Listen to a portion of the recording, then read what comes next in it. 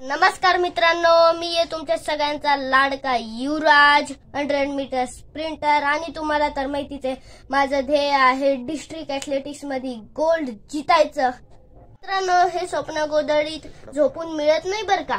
त्याच्यासाठी लवकर उठावं लागतं, तयार व्हावं लागतं आणि ग्राउंडवर जावं लागतं।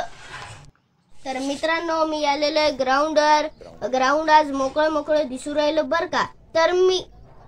तर मी म्हणलं काय करावं, तर मी केलेले माझे बेसिक वर्कआउट, थोड्या ABC ड्रिल्स आणि नंतर मी मारले माझ्या रेपिटेशन।